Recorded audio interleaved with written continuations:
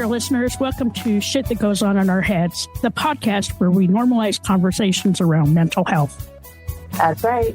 I'm Dirty Skittles, and alongside my amazing co-host, G-Rex, we're here to share real stories and tips from our incredible guests. Each episode, we deep dive into struggles and triumphs of mental health, offering practical advice and heartfelt support. Because no one should feel alone in their journey. Join us as we break the stigma and build community of understanding and compassion. Tune in and let's start talking about the shit that goes on in our heads. 3, 2, 1. Welcome back to another episode of Shit That Goes On Our Heads. Today we have an amazing guest, Andrea, and my lovely co-host, Dirty Skittles.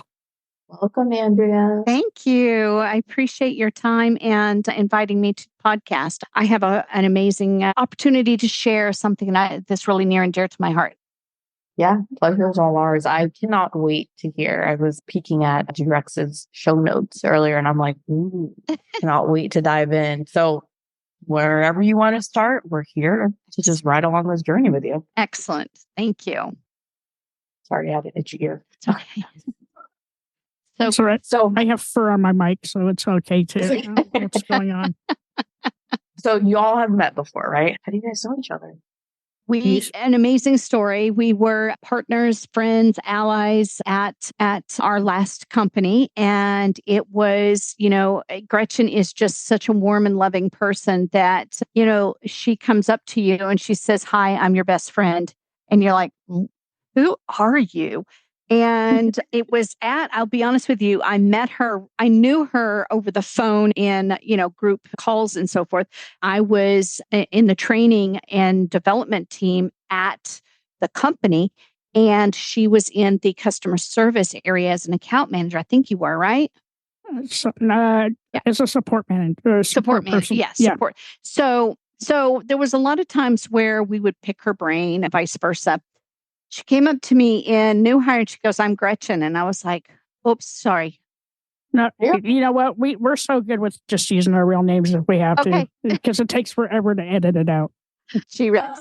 I'm G-Rex. And I was like, "Oh, you're so cute. You're adorable." So we had a long conversation at new hire, which is really hard to do because there was so much going on at new hire that we just, and it was just, from then on, it was like a very natural type. "Hi, Gretchen, how are you? What's going on?" And, you may not talk to her for weeks or months or, a quarter at a time, but you feel like you just talked to her and you can pick up the conversation where you left off. So I treasure those kind of friendships. So I appreciate you very much, G-Rex. I think that this is just, and I love the podcast. This is a great opportunity. Yeah. So you do this with everyone, G-Rex, because she did the same thing with me. But it wasn't at new hire. She came literally to my desk and kind of leaned in like that and was like, "Hi, I am so, and I'm going to help you if you need anything. I'm right over there." And I was just like, "Okay." And I loved that about our last company. I did. There was that camaraderie and that we're in it for us. There was no me. It was all we. And I loved that. And, thankfully, when I was looking for my next good thing, that's what I held out for. And by the grace of God, I found it. And I tell my boss every day, "Thank you so much for making me part of the family," because I feel like I opened one door and went in and just felt like right at home. So I'm learning a new product, but, my little brain is trying to keep up. I have to feed the squirrels up there. Just get one of G-Rex's bird feeders. Apparently the squirrels love eating off of that thing. Right. Yeah. Right. Not even funny. Like I have never been so mad at a little squirrel than I was yesterday morning. For the love of God. Really, really. I was so, it was like when I got like a full 5-minute video of him going to town on the bird feeder, and he was like digging it, and he'd stand up on his feet and he'd like chew his little piece of corn. When I had to go outside, I had to put my shoes on, had to go outside, I had to get up on the ladder, I had to shoo him off. He flew like Rocky the squirrel off the bird feeder. Then I had to fold up the ladder, and I had to go move it back to where I should have had it. But he was super bold. I'm like, I live on 8.5 acres. I have a bazillion black walnut trees. Go eat that food. Don't eat this food. Oh my God. I did not get this camera for you. I know that you love showing off and everything, but you need to go away. Oh, that's hilarious. That is hilarious. So I have a question. You mentioned that you have now found another employer that's kind of filling that need of camaraderie and all of that. Why is that important, do you think? I think it grows. Your brain just thrives on being a family and being a part of something bigger. And when you're just a cog in the wheel and you're just, fulfilling, it doesn't, for me, it doesn't motivate me and it doesn't keep me interested. So when they said, hey, we need you to build this training department, it's working, but it's not where we want it to be. I'm like, cool. You mean I get to really kind of think about what I want to do and how I want to do it and the vendors I want to pick and all of this stuff. So it was like taking everything that I had learned for the last 10 years at Ultimate UKG and applying it by myself. I have a team of 2 and they are good and I love them, but it's okay. Well, we got to figure out how to do this. I don't know how to, we got to figure it out, but there is a roadmap. So for me, having that type of camaraderie and being able to go to even the founder and say, hey, I had an idea. That's exactly the way it was at Ultimate Software. I have an idea. Can we think about doing this? Well, get back to me. What's ROI? How much is it going to cost? All of that. And then, if it's a yes, it's a yes. If it's a no, then let's try it let's try it this way. Let's get something, but you're on to something. And I find that here very easily at KaiNexus. Yeah. Yeah. And it makes work not feel like work. Yeah, exactly. When you're in it together. Yeah. And the fact that you get to be creative, and I'm such a creative thinker and an imagineer that, I can say, hey, what about this? And then all of a sudden they're like, oh, tell me more. And I'm like, okay, let me wing it. Okay. So, some of the times that gets me into, okay, you're on the project now, go for it. And I'm like, so, but, and that is what kept me going when I was looking for a full-time role. I wanted something that would challenge me and not just, okay, I've done this and now I'm going to just go do it over here. I didn't want that. Yeah. Because you'd already had that, right? You're like, I don't feel challenged.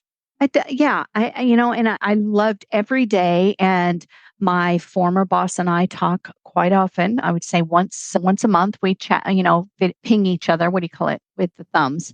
Yeah. So texting. Text. Starts with a T. Ends with a T. Texting.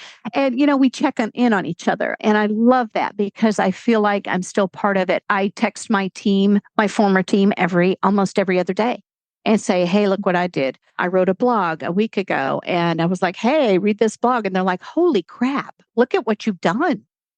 This is amazing. Cool. So, it really is, it's rewarding to take the things that I learned at UKG and apply them somewhere else because I feel like 10 years ago, I was not in the training department and now I'm leading a training department and a support team. And I love every minute of it. That's great that it's as rewarding as. But, one of the things that I was telling G-Rex is that when I started this journey of looking for a job, I was like lost. I didn't know where to start. I just knew that I had to go on LinkedIn and I had to go on the other one. I forget what it, I can't even remember now. Indeed. See, I've got sun brain. Let me tell you, the sun zapped your like mental capacity to talk. So anyway, and that's all I did was like, I went on and I just applied and I applied to over, I think it was at 870 resumes out the door before I found KaiNexus. And within 5 minutes, maybe 35 minutes of me literally putting in my resume, I had KaiNexus on the phone and they were like, we want to talk to you. And I was like, what is happening? What is going on? And the conversation with the HR director and I was just like me talking to my former HR, chief HRO. Chief people officer. It was amazing. It was just like a very candid conversation, very, very open, two-way dialogue, all of that. And I was like, I think I found this is it. So within 3 weeks, I was talking to the founder and the chief revenue officer, and we were making plans on how I could get in the door. And it was just amazing to me how fluid and how amazing it was. But the reason why I wanted to come on the podcast is that when I was looking for this job, and I did send out 870 resumes, and I sent out another 10 after my first initial call because I was like, better safe than sorry. I'm going to send out some more, but they didn't, it felt wrong. And I felt like this is awful. And I probably looked at 15 jobs to send out one. And I was like, there's nothing in me. There's nothing left in the tank. I can't do this. And I want to work at KaiNexus. So I made it happen. And they made it happen with me. And I just was like, it was a match made in heaven. But when I was going down this journey, I kept seeing and hearing all my friends falling at the wayside. I can't do this anymore. I can't. And I would pick them up and I would say, yes, you can. You are strong. You've got this. You have a story to tell. So finish the story and then tell it after the story ends when you are back on your feet. But they were like, I'm going to lose my house. I'm going to lose my family. And I'm like, okay, I get it, but keep going. You've got to keep going. And they did. They started to tell their story and it made them feel better about, okay, now I can keep going. And it was a community out there that really kept our spirits alive. I would check in on my friend Molly. Molly would check in on me. I had a friend, Cynthia, who would absolutely every week, I would be out by my pool and she was like, she'd call me and she was like, what are you doing? What are you doing? How are you? What are you doing? And she had just gotten a job. And I had, the minute she got a job, I was let go. And I was like, how did this happen that the two of us are like carrying this journey on? I'm carrying your torch. She was like, I know. And it's bad out there. And I was like, so she would coach me. She would give me tips and I would use them. But, the biggest reward was the people that I met, that were strangers that are now my friends. People that were willing to say, you know what, I know I'm working, but I'm going to step out and I'm going to talk to you because you need a friend. And I'm like, yeah, I need somebody to talk to. I need my spirit boosted. Your family is a big piece of that. And when they keep coming to you and say, how's the job search? And you sit there and you say, don't ask me that question. Everybody asks me that question. I don't want to be labeled as the girl with no job. I want to be labeled as the girl who is going to find her next thing. And I want to be a positive. And you asking me how it's going, I don't want to be labeled like that. Don't put me in that corner. So, and I was telling Gretchen, I was like, there's a story here. What's tea for you is a journey for me. So let me tell my journey and let me really focus on what it is that I want to accomplish. And that is to be an advocate for people that are like, ugh, I can't do this. Yeah, you can. You absolutely can. And there are books out there and you could read the first book, chapter or two, and then, okay, I get it. I get it. But really where the heart comes from is talking to someone. You can read it all day long, but that book is never going to talk back to you. It will tell you things, but your book will not say, I love you, Andrea. You got this. This is easy. What you've done hard. When I went up the mountain in Machu Picchu, my husband and my daughter at the same time, we were on two different chats, I think at that point, but we had a third chat going. But my husband said, you got this. And my daughter at the exact same time said, you've done hard. And that was the mantra that got me up that mountain and over the hill and back down on the other side 4 days later. That was my step was, you got this, you've done hard. You've got this, you've done hard. And I used that when I had bad days and I would send out a resume, and I would send out 25 resumes in one day. Sometimes I would send out no less than 10 a day.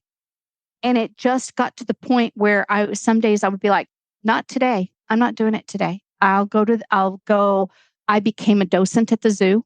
So I had that deflection of energy where I could do something that I wanted to do. It's not about looking for a job day in, day out, day in, day out for 5 days and then taking 2 days off. It's take it. If you want to go to the store, go to the damn store and get your milk and come back, and then maybe send one more, and then go watch some King of the Hill and then come back. But don't sit there for 8 hours. And I would do that, but I had the stamina some days. But then some days I'd be like, you know what? It's 10 o'clock. I can't even go upstairs and look at my computer. I hate it. I hate my computer. And I get that. But that's when I would sit back and talk to my friends and say, hey, you got a minute? I need some motivation. I got one of those calls. That's how you ended up on the podcast. But like, I have a couple, like 2 questions, unless you have something, Dirty Skittles. No, go for it. Like, my first question is, when you initially got laid off and you had to come to the realization that now you need to go find a new job, like, what were was there anything good that came out of that? You know, the fact that, no, it wasn't all bad. None of it was bad. Actually, I did not feel anger. I felt bad for my team because my team was left holding the bag. They had to do as much work. They had to produce more. They had less people, and we were getting ready to open the floodgates. So it was like, wait, you're going to do this with 3 less people, and you're going to expect more with less and produce bigger and better. And I felt bad for them. And that's what made me cry. That was like not the loss of the job, the loss of the family, the loss of the dynamic of seeing them every day and laughing every day, but also the fact that they had to carry my burden. And I hated that.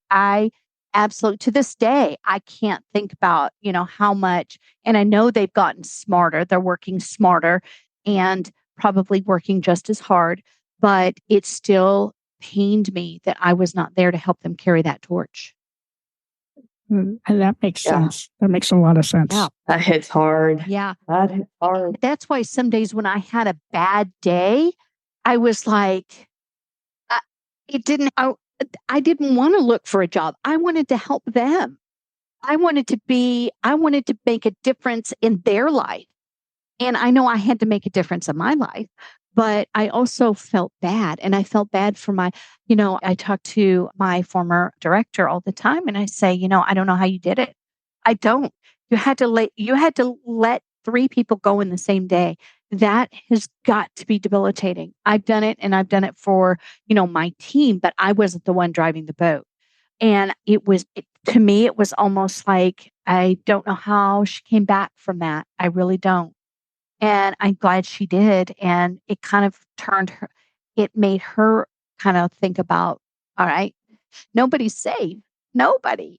And I got to the point where I was like, I want to be in a place where I'm safe. I'm driving the boat. Now I am driving the boat and I am making things happen, and I want to make things happen. So I'm glad I did. I'm glad it happened. Now, what did you learn about yourself through this? In the darkest of days when you were just not feeling it, to where you are now?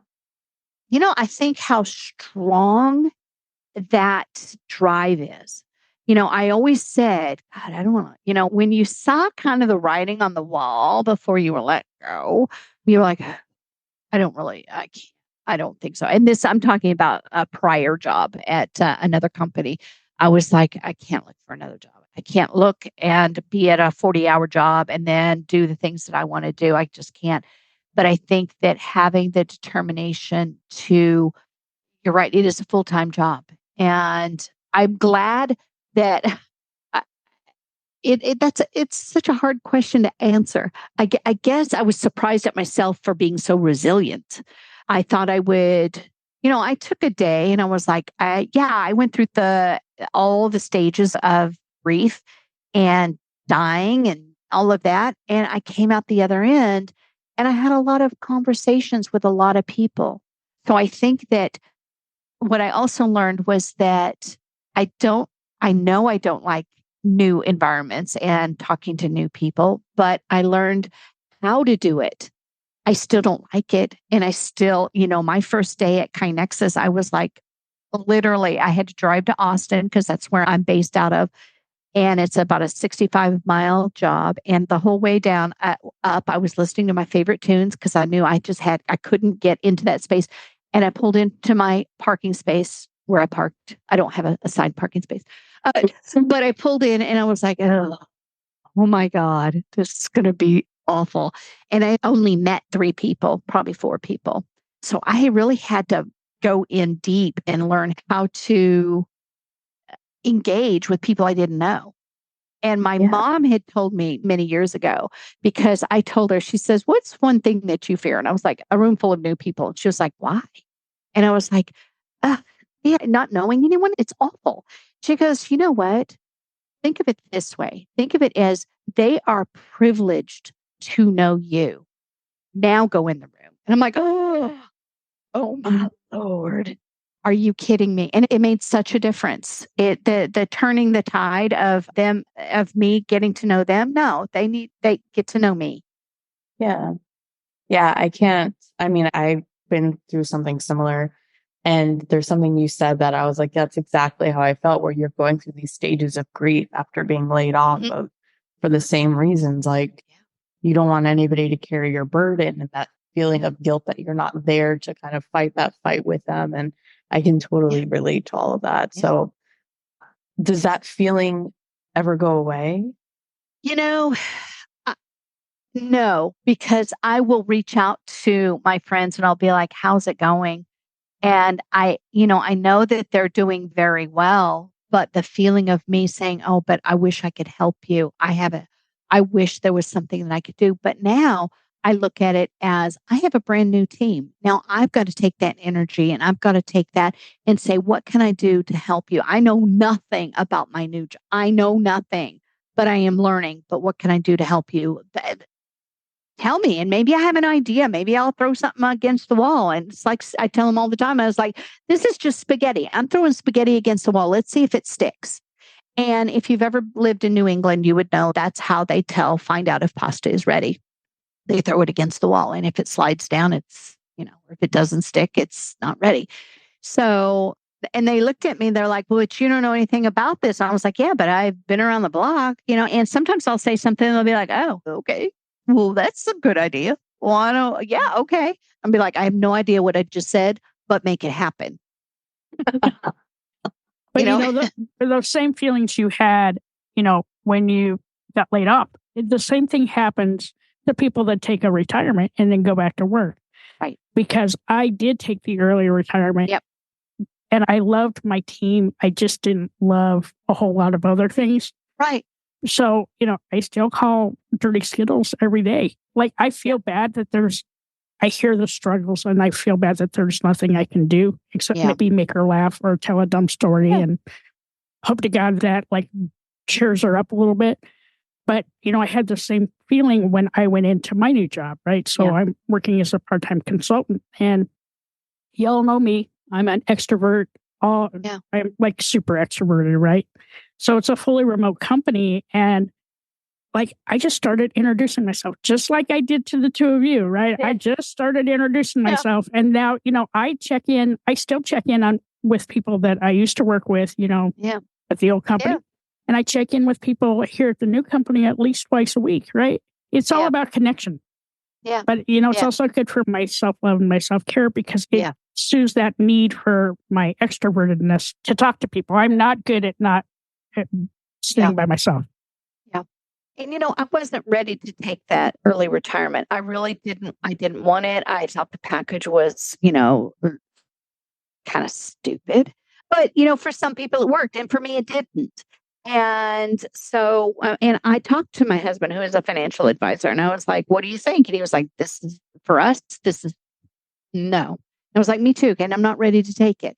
So but that gave me the yellow light warning of, wait, they're getting ready to get rid of all they want this many people. And they told us how many people, right, Gretchen? They said, we want X number of people or X percentage of people. And I think you even asked this, what happens if you don't get that?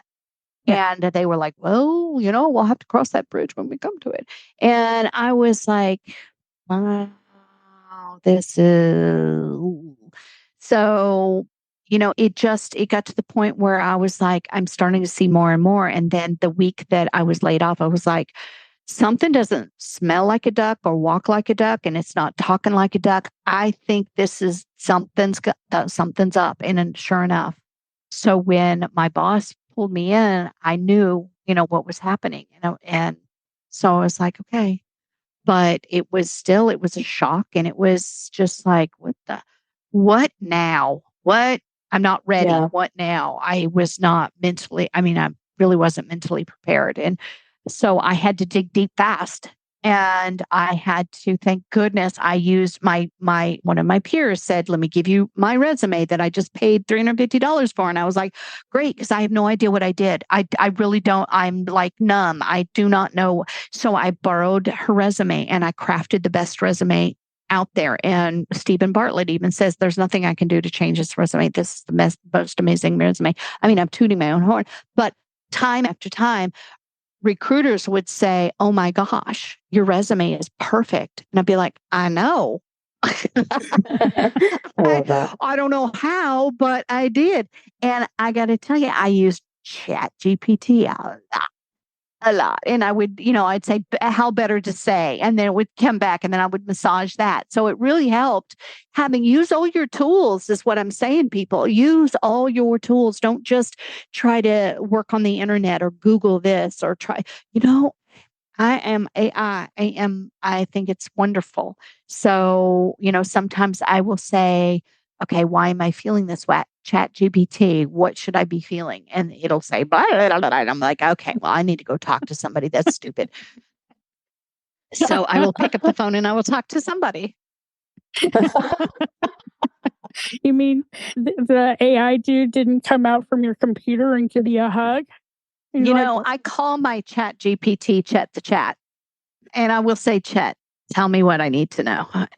and it's just, it's kind of funny because it builds on your character and it starts to really morph into your writing voice. So I love it. I think it's, whoever invented Chat GPT is, in my book, it may take over our lives and our world and we may be working for but working for the robot. Yeah. But I do love it. And, I want to make sure that everyone out there, realizes that, yeah, you may be in a dark space and a dark place, but there's always somebody that you can talk to and say, I just don't even say anything. I just need to vent. I don't, and I love my husband. I tell him all the time, I'll say something. I was like, no, I wasn't asking you. I was just needing somebody. I needed a pair of ears. I don't. Thank you.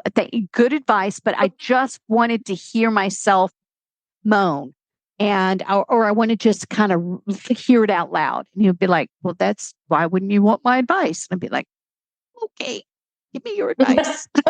I'm going to go talk to the pillow. I'm going to go talk to Chet because Chet knows. Chet knows all your secrets. Chet knows. For anybody who could or is going through this, do you have any tips or anything that you found particularly helpful? Yes. Stephen Bartlett gave me this. He said, it's not a job. Looking for a job is not a job. It shouldn't be a job. So don't make it a job. Go do something. And he gave me his examples. I go to the soup kitchen and then I go to Zumba and then I don't even talk to anybody on whatever day it was. And I was like, yeah, that's right. And I've already applied. I had at that point applied to be a docent at the zoo. And I was like, yeah, I don't know anything about zoos and I don't know anything about animals, but I like looking around and I like looking at them. I like walking around the zoo. So I'm going to go volunteer. So I did. And that really helped me because I met a few people that were just so lovely. And we would just kind of goof around and we'd be like, oh, look, there's a capybara. And we would tell people the things that were on the sign that they could read. But we made it sound so official that But it made it fun and it made it interesting. And then I would come home and I would eat lunch or I'd go do an errand. Then I'd come back and I'd send out maybe 8 or not. And then the next day I'd be ready to go. And that's when I would crank out 15 resumes or 20 resumes. And the other thing is, when you're looking for a job, this is something that women are very guilty of. And that is, don't consider, are you right for the job? Consider, I've checked these many boxes off. I'm going to send it and let them decide, is my background good for them? And I got more interviews. Listen, I got about, I want to say, I forget what the number is, but I will tell you that I had over 117 interviews in 7 months. And 5 or 6 of those were for KaiNexus, my current company. But I would go to final rounds with a lot of companies. And it got to the point where I would say, this, or maybe they would say, no, this is okay. But I really would go to the final rounds and they'd say, well, you're one of 3. And I got that so many times. And it got to the point where I was like, okay, well, I'm one of 3. That's how many. And I would say, how many resumes did you? Oh, thousands. That would give me a boost. I didn't get the job, but that would keep me going. All right, well, I'm one of 3. That means in probably 9 more of companies, I will be the one. So it's kind of a numbers game, and people say it's not a numbers game. It really is. Get your resume out there. Do it. If you think it's an interesting job, okay, send it anyway. If you don't even, you know what? At least your resume is in their system. I had a few people come back to me and say, you applied for this job, but we really think, would you be interested in this job? And I'd be like, okay. And I would use that interview time as a way to practice. And I became better and better. And it really wasn't, Gretchen and Charlene, it really wasn't until I was talking to Stephen and I said, I'm doing something wrong. And I think I'm over preparing. I need to just cut out all the politics and just be me. And I went into the next interview and I nailed it. And I was like, that's it. That's what I did. And then the next company I got. So I was up between 2 companies at the time I got this job, and KaiNexus knew it. And I was like, but I really want this job. So I ended up getting an offer and I said, you know what? I want KaiNexus. That's what I want. And that's what I did. Yeah. That's my biggest advice to my friends and family is like interviews. I always approach it like it's a conversation. Yeah. I'm getting to know them just as much as they're getting to know me. It takes the pressure off of it. And I've had some of the best interviews and conversations that way. Right. Because if I over prepare, I'm nervous. Right. Yeah. You got to just be yourself. Be yourself. You can learn about the company. And I would spend hours learning about the company, and they wouldn't ask me a question. And I was like, well, I could have been out by my pool paddling around, but no, I had to learn about your company. So. Yeah. If you prepare for it like it's a test, then I feel for me, that mentality that I could fail is there. Exactly. But if I approach it as a conversation, I'm just getting to know you. That is the key. It's a conversation because you're going to be working with these people and they want to get to know you, not the facts that you have in your head. Right. We can teach you. This is what I would always say to my rising stars. We can teach you the product. We can't teach you the essential skills. You have to come with that. And I did not heed my own advice. So true. So like during that time, like what kinds of things did you do for like self-love and self-care? Were you taking care of your mental health? Because there's a huge piece of that comes into play. I would make sure that I stuck to my sleeping schedule. I would read books that had nothing to do with job search because I had to step away from it. I made sure that if I didn't go to the zoo because it was too cold or too hot, that I would do something. I checked in on my mom. I took more time to be with her because,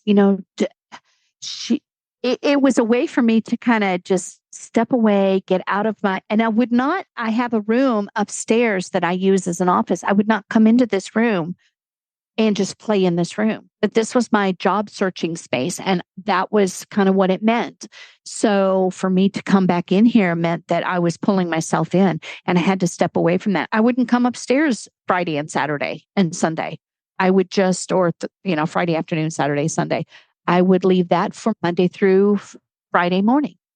But, that was the self-care and making a game. Oh my God. I made a game out of the number of resumes that I would send in a day.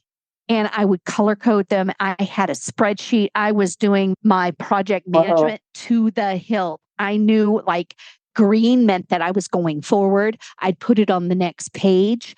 I would put in a column who I was talking to, the website, the names, the passwords that I would use to get into all of that. I made it a game, and I made it to the point where my project management is now something that I reflect on, because I do work for a continuous improvement company.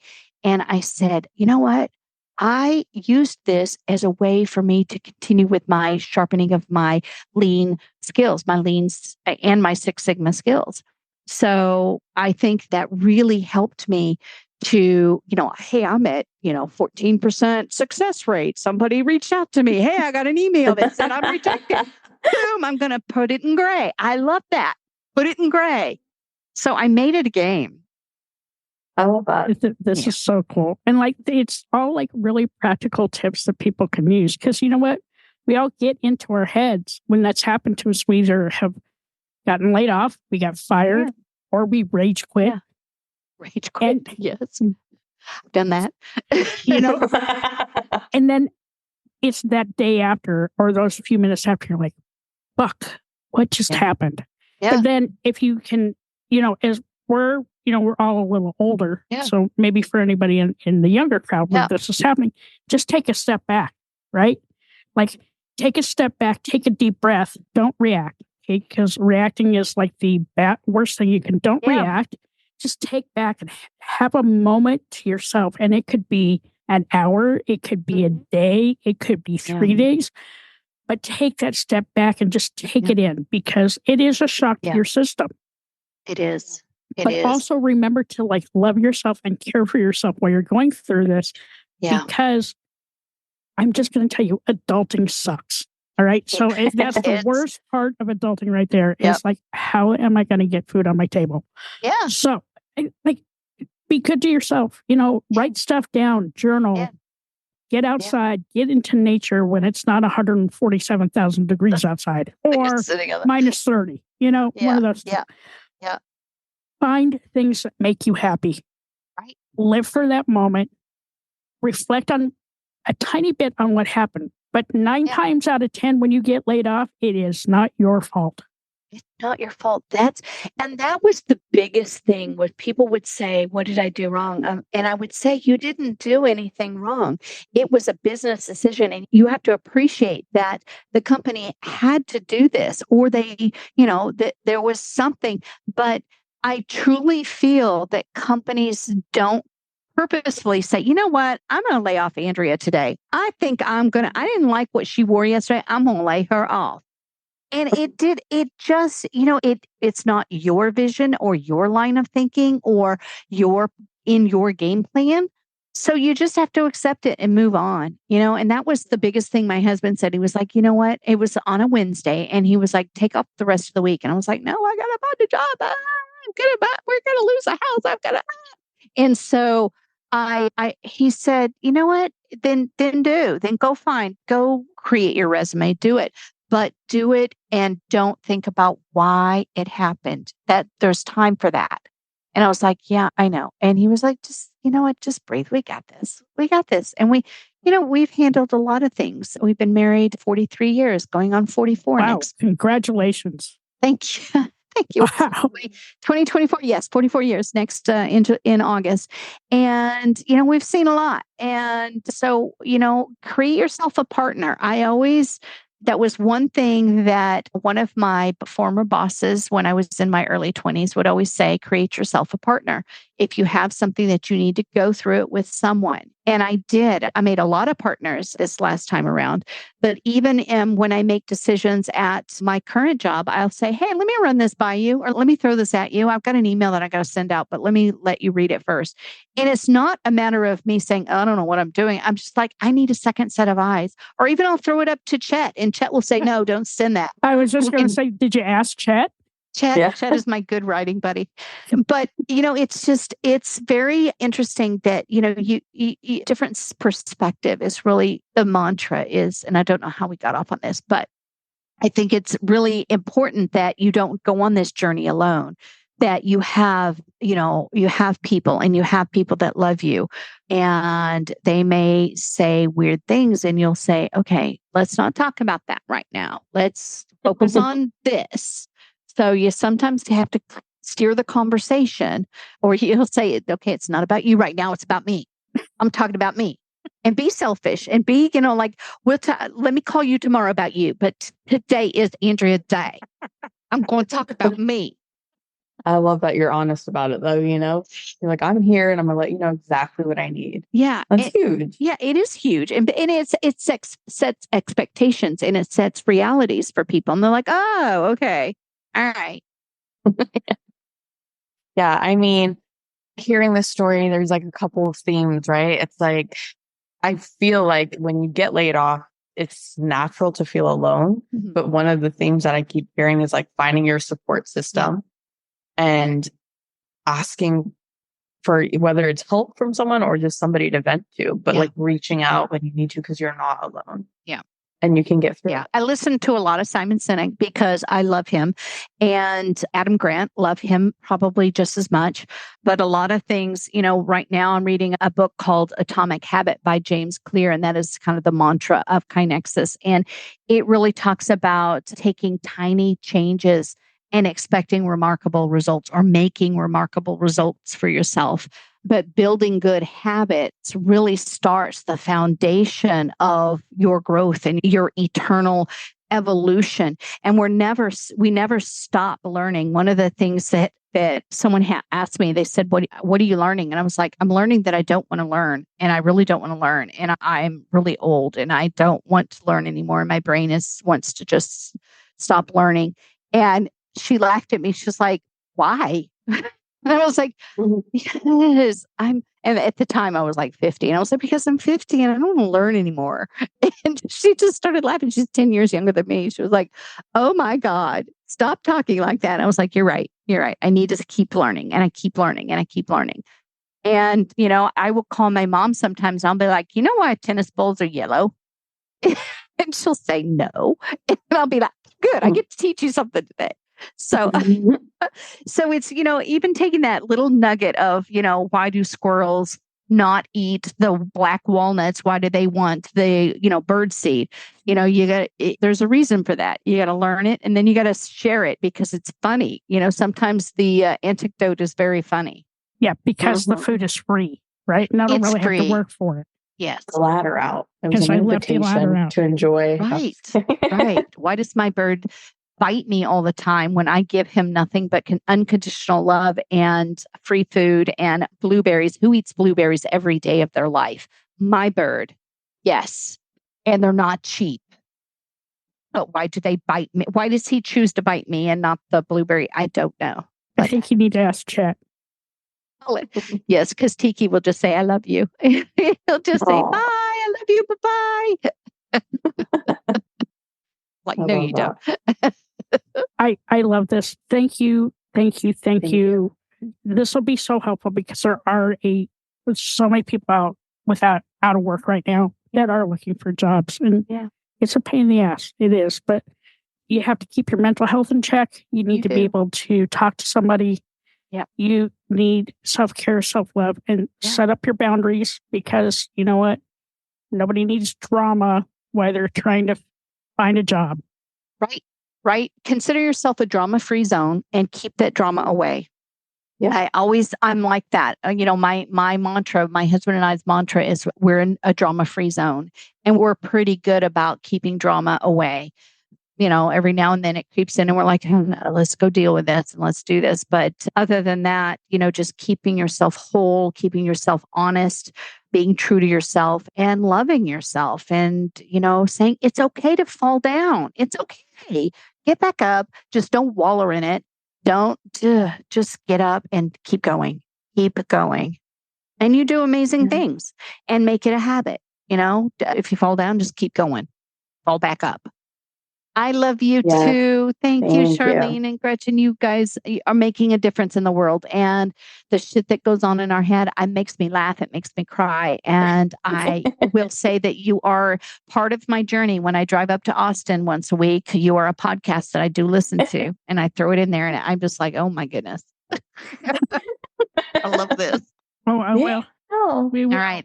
Love you, ladies. Love you. All right. Bye. Have a good rest of your day. Hi, all. Thank you so much for listening to this episode. I'm G-Rex. And I'm Dirty Skittles. Don't forget to subscribe, rate, and review this podcast. We'd love to listen to your feedback. We can't do this without you guys. It's okay to be not okay. Just make sure you're talking to someone.